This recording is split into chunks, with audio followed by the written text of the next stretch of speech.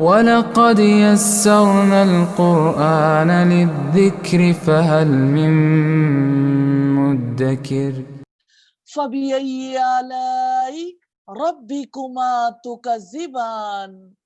تو اے جن و انس، تم دونوں اپنے رب کی کن کن نعمتوں کو جھٹلاؤ گے؟ انسان اللہ تعالیٰ کی نعمتوں میں گھرا ہوا ہے،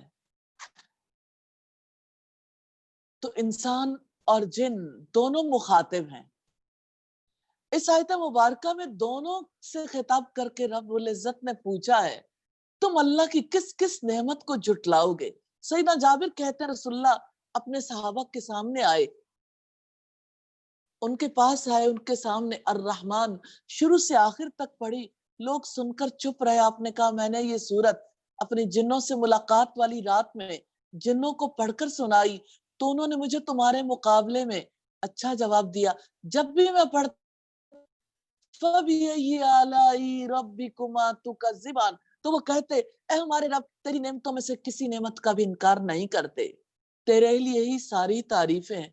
میں بھی آپ سے وہی بات کہنا چاہتی ہوں، آپ بھی تو سن رہے ہیں فَبِأَيِّ آلَاءِ رَبِّكُمَا تُكَذِّبَانِ، تو اللہ کی تو کسی نعمت کا انکار نہیں کیا جا سکتا، جھٹلایا نہیں جا سکتا۔ تو آج آپ سب وہ ساروں سے بڑی نعمت جو آپ اپنی زندگی میں محسوس کرتے ہیں، سب اس کو لکھیں، اور انشاءاللہ کلاس کے بعد میں اسے دیکھتی ہوں۔ اپنی اپنی جانب سے اس موقع پر فوراً اس کو نوٹ کریں، اس کا اظہار کریں، کون سی نعمت ہے جو آپ کی زندگی میں سب سے بڑی، کس کس نعمت کا آپ انکار کرو گے؟ تو اللہ سے مراد وہ نعمتیں ہیں جو انسان کی ضرورت مہیا کرتی ہیں اور پے در پے آتی رہتی ہیں، زندگی بسر کرنے کے لیے کسی چیز کی کمی محسوس نہیں ہوتی، اور یہ لفظ بالعموم جمع ہی استعمال ہوتا ہے، کیونکہ ایسی نعمت ایک تو ہے نہیں، لہٰذا ہمیشہ اعلیٰ ہی آتا ہے۔ یہ آیت اس صورت میں 31 بار آئی ہے، کہیں اعلیٰ کا لفظ عظیم الشان نعمتوں کے معنوں میں آتا ہے، کہیں قدرت کی نشانیوں میں، کہیں بیک وقت کئی معنوں میں استعمال ہوتا ہے۔ تو کذبان، تم دونوں جھٹلاؤ گے۔ تکذیب نعم سے مراد اللہ تعالیٰ کے ساتھ کفر کرنا ہے، کیونکہ عبادت میں اللہ تعالیٰ کے ساتھ شرک کرنا ان کے کفر پر دلالت کرتا ہے۔ نعمتوں کا شکریہ ادا کرنا واجب ہے، جانتے ہیں شکر عبادت ہے، دل کی عبادت ہے۔ اللہ تعالیٰ نے یہ سوال شہادت قائم کرنے کے لیے کیا ہے، ورنہ کوئی جن کوئی انسان اللہ تعالیٰ کی نعمتوں کو جھٹلا ہی نہیں سکتا۔ اللہ تعالیٰ نے اپنی نعمتیں گنوا کر پوچھا ہے، کیونکہ اس نے مسلسل احسانات کیے ہیں۔ کیا تمہیں میری فلاں نعمت یاد نہیں؟ کیا تم اس نعمت کا بھی انکار کرتے ہو؟